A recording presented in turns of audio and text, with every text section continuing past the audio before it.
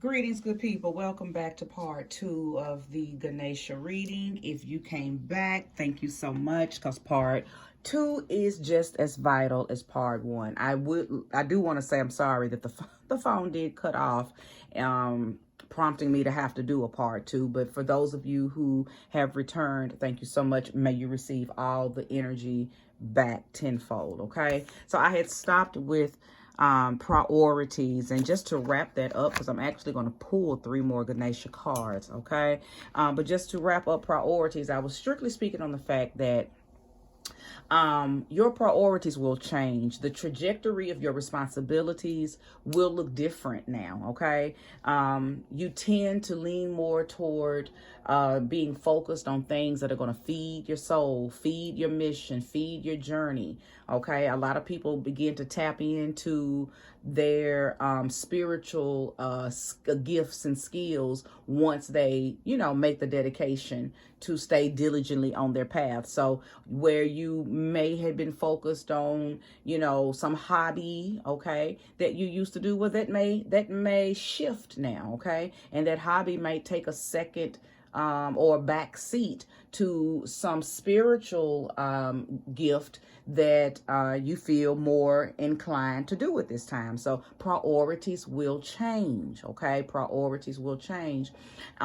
Your responsibility and dedication to people in your life will change, okay? Because again, once you say yes to the assignment, sometimes the people, places, and things that you were dedicated to before you said yes, they can't go with you.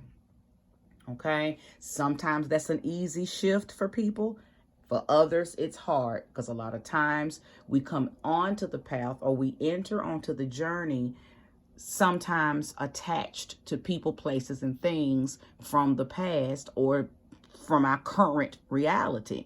But once we say yes to the path, to the journey, a lot of times we think that we can bring those people with us. Okay, and sometimes we can't. Sometimes we can. Now, don't get me wrong. There are some people who you are to bring with you because y'all are kindred spirits, okay?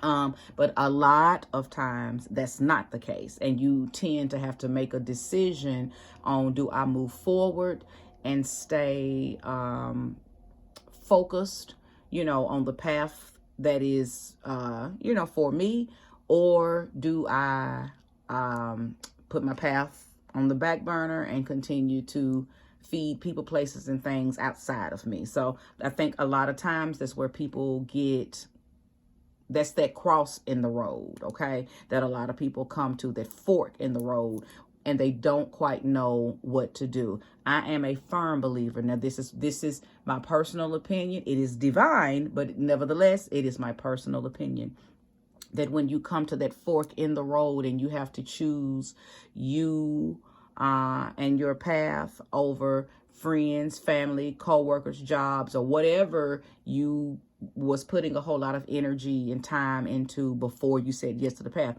I will always encourage you to go to the path that honors you. Okay? Go to the path that honors you. Do you know why? Because you are the only one responsible for your life. You are the only one responsible for moving forward and gaining wisdom, gaining enlightenment, gaining knowledge. Nothing can do that for you. So the longer you postpone it, because you are probably a pawn in somebody else's path, the longer you deny your own path, the longer it's going to take for you to gain all of the accolades that you came here to gain, right? So again, your priorities will change, and you will be faced with decisions on who stays, who goes, okay? You'll be faced with decisions on what you no longer do, compared to what you used to do. So you got decisions to make. The path is not, it is not bump free, okay? It is not discordance free. It is not turbulent free. Matter of fact, you may encounter more now that you have said yes to the journey, simply because you will be tested to see if you really about this life. Okay. And new levels bring new devils. So of course, more people, places, and things are going to be attracted to you. I talked about that with that magnetism in part 1.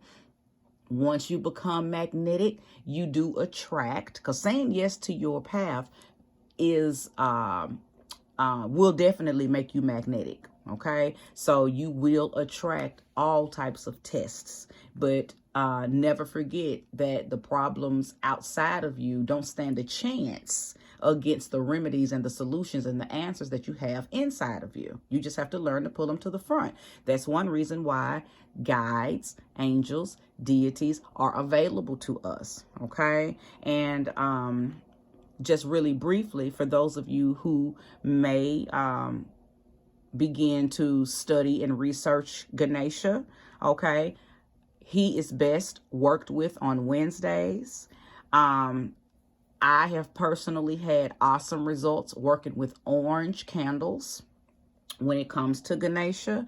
There are different chants if you choose to go that route that you can research. I do not suggest just chanting anything. Okay, when you run across chants, especially chants of other spirituality systems that you might not quite be, on to, okay, just make sure you research them, make sure you break down each word, know what you're saying. Okay, just know what you're saying and know what you're chanting. I'll just leave it at that. Just make sure you're researching what you do. But the only reason I brought that up is because Ganesha is used to help remove obstacles and debris and blockages off of paths. Okay, and if this path is showing up as too shifty for you or too turbulent for you, you're finding yourself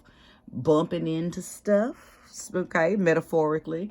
If you find yourself feeling blocked because this is new to you, you don't really know how to get around obstacles, Ganesha is a wonderful, wonderful, wonderful energetic being to work with. Okay, so again, do your own research, do it thoroughly to find out the most effective ways to work with him. But again, I work with orange candles on Wednesdays when I want to enlist the assistance of Ganesha. Okay, so let's go ahead and get these other cards pulled, because again, I wanted to pull 3 more cards.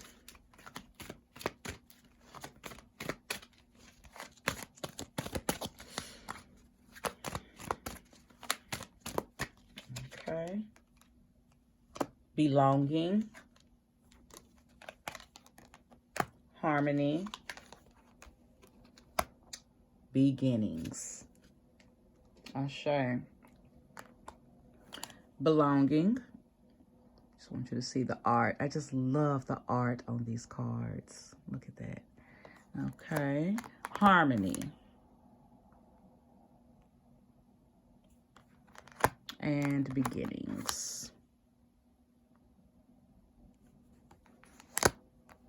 So we can go ahead and connect this reading, part 1 and part 2, to the belonging card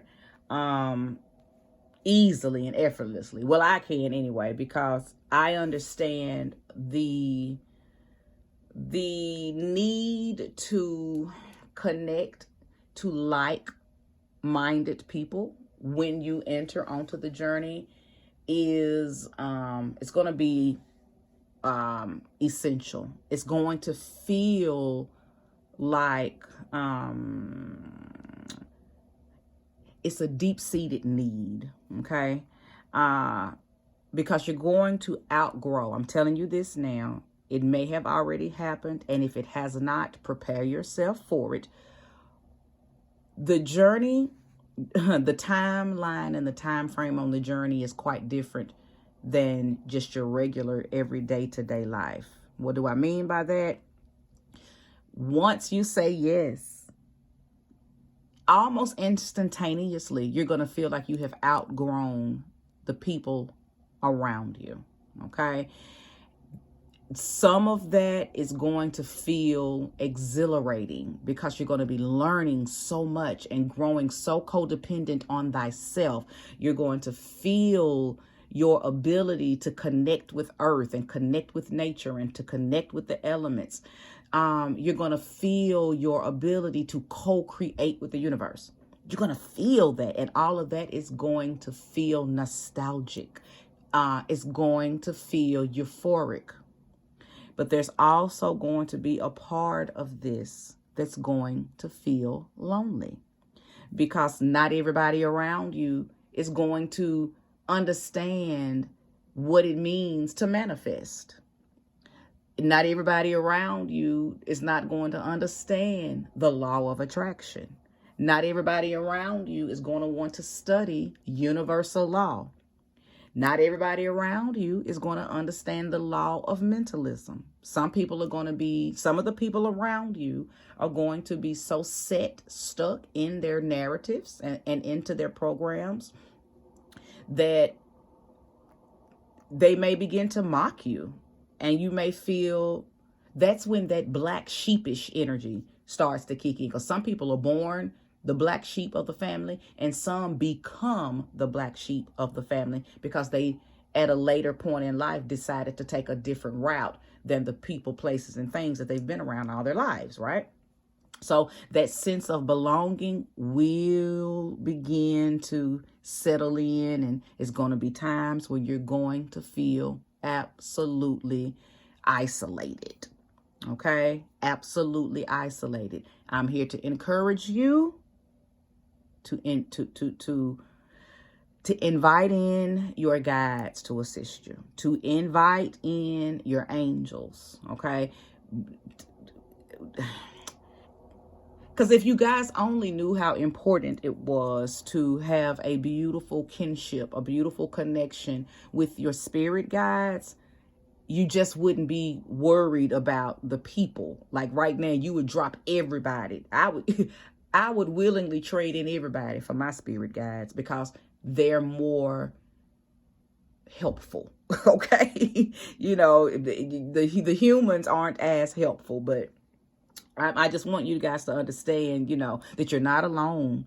You may feel alone as far as your human family, your human friends, your human, people may not be able to connect to you, but that's when you lean on or begin to call out to the assistance of your spirit guides, okay? Because they're there. They're always with us.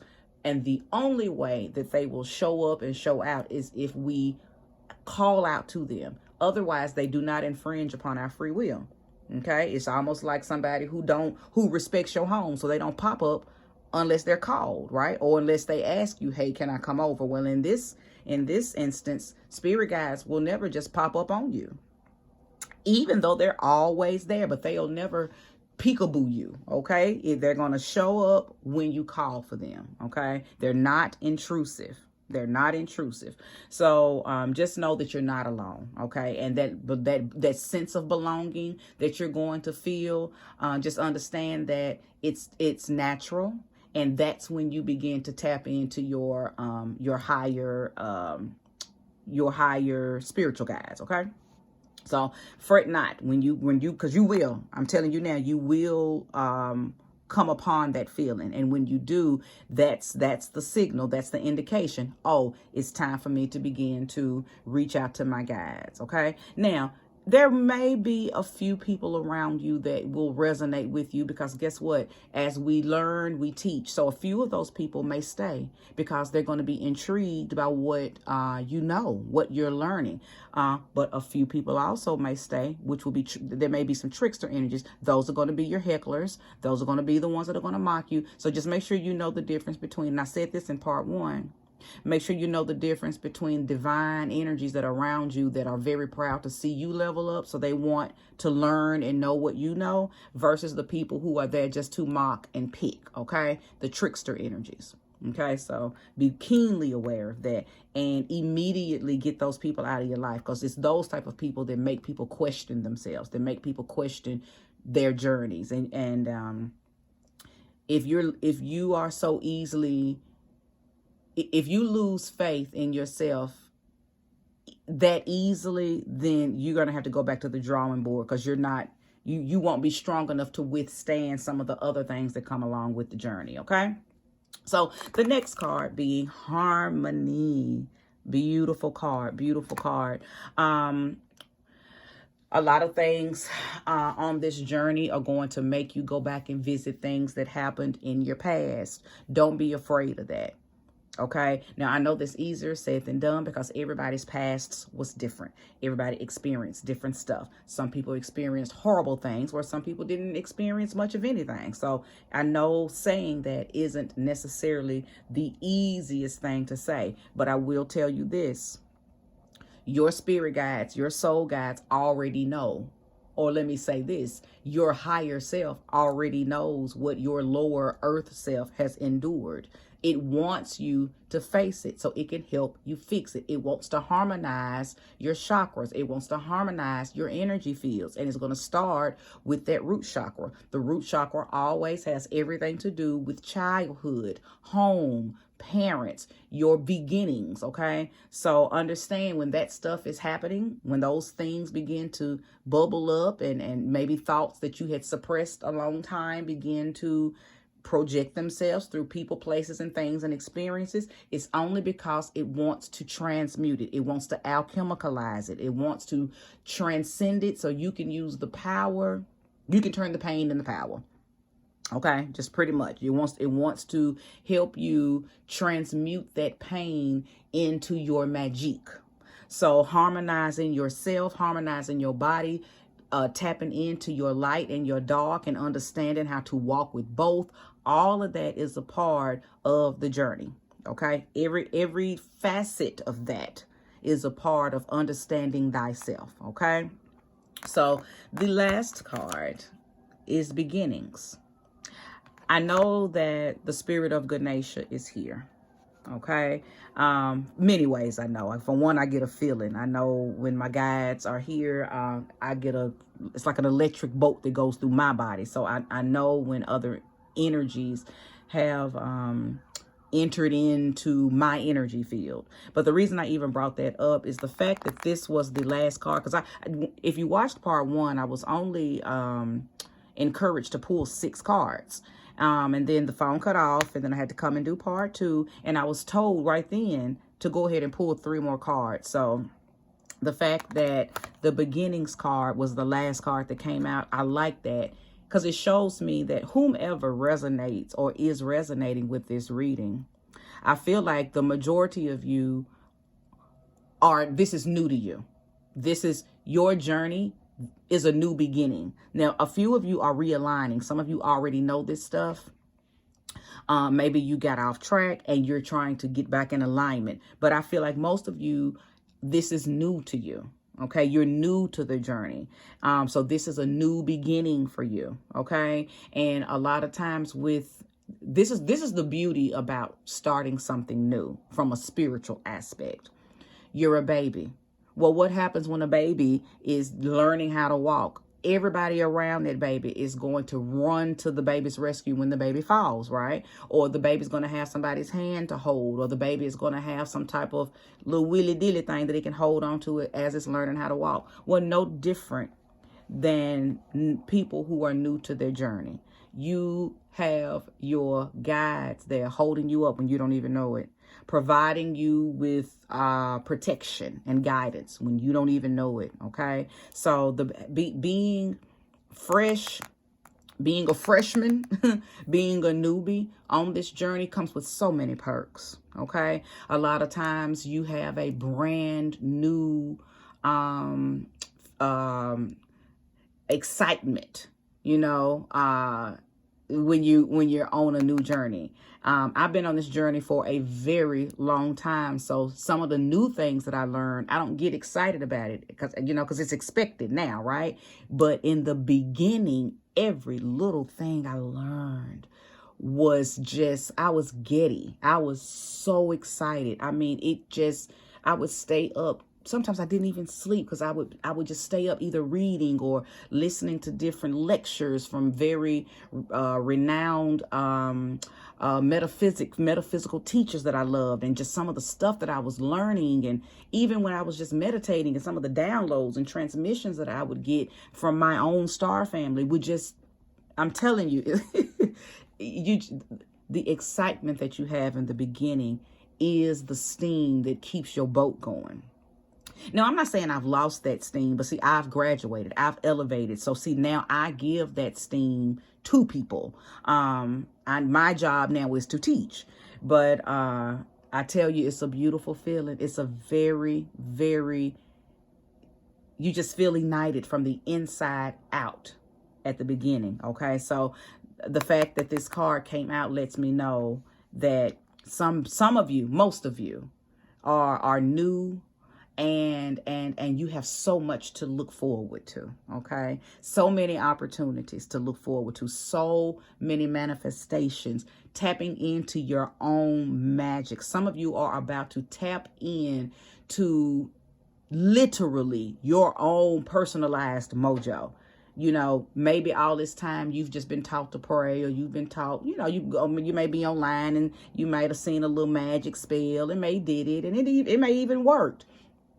But nothing compares to you learning your own practical magic. And that's what some of you are about to tap into, because your journey is about to lead you to different books, different articles, different people, different videos, different stuff that's about to teach you about you. Okay, that's another reason why I titled this video Opportunities and Intelligence, or your intelligence is going to lead you to opportunities, because that's a part of your intelligence, that internal intelligence that I was speaking about in part 1. Well, you're about to tap into that. That's called your vortex. You're about to tap into that. So things that you never knew that you were even able to do, you're about to find that out. You're about to tap into your own magic. Okay, so just be open to be open to receive. Be open to receive. Okay, but you know, may Ganesh bless you on your new journey. Okay, may you receive the protection, the favor, the grace, and the guidance that you need while on this journey. And if you feel like you need more, call out to your guides. If you don't know who your guides are, ask them to reveal themselves. In the meantime, pay attention to the synchronicities and the signals and the numbers, you know, because everything has a meaning. Okay, everything has a meaning. If you start to see things repeatedly, look those things up, or reach out to people that you trust have knowledge of the spiritual realm. Okay, and ask questions, because a lot of times our guides, once you say yes, because you always got to say yes. Again, they're not intrusive. You have to say yes to the journey. But once you say yes, you begin to, your auric field begins to vibrate in a different way, so to speak. Okay, and your guides begin to take place around you, and they begin to urge you and usher you into certain things. And they do that because eventually they want you to say, hey, help me. Hey, introduce yourself to me. Hey, guides, I want to know who you are. That's the whole reason why they'll set certain things up for you. Okay, because they want you to reach out so they can help you. Because we got help, y'all. We got help here. We're not alone. Oh, if y'all just knew it. I tell you, man. Yeah. We're not alone, y'all. And whether it's your ancestors, whether it's deities, gods, goddesses, fairies, mermaids, wizards, gnomes, aliens, you know, whatever, because everybody's starseed family is different. We didn't all come from the same star system. We don't all have the same ancestors. Don't be fooled, okay? We have our own tribes. And when you get to a point where you say yes to your journey, then your tribe will begin to gather around you and energetically and vibrationally push you toward everything you need so you can reach out to them, okay? So I hope this reading was helpful. I did get a little long-winded. This video is roughly 25 minutes, but make sure you go back and watch part 1 to this. And if nothing else, I hope you left empowered and enlightened, okay? You know, I like to leave you guys with information that either confirms what you already knew or it taught you something new, okay? If you need a reading, you are always welcome to leave comments down in the comment section. Just say, hey, I would like a reading, and then I'll reach out and let you know how to contact me. If you're coming from Instagram and watching part 2, you guys already know how to contact me. Just hit me in the DMs and we'll get you squared away with any kind of reading you need, be it a love reading, be it a spiritual reading, be it a career reading, or be it just a general reading, and I, just channel, whatever spirit wants me to tell you, okay? Either way, book that if you need it. Book that if you need it, because I am available. I do have openings this week. The week, what is this, January 7th? Have we made to the 17th? I might have just rushed us into some days that are not here yet, but I know it's around the week of the 17th, 18th, 19th. Okay, so yeah, again, if you are still here, I appreciate your time and you get all of that energy back. But if this is where we part, well, this is where we part, because I'm about to end this reading. So again, I just want to say thank you so much. Namaste to all, and go off and have a great rest of the week. Ashe.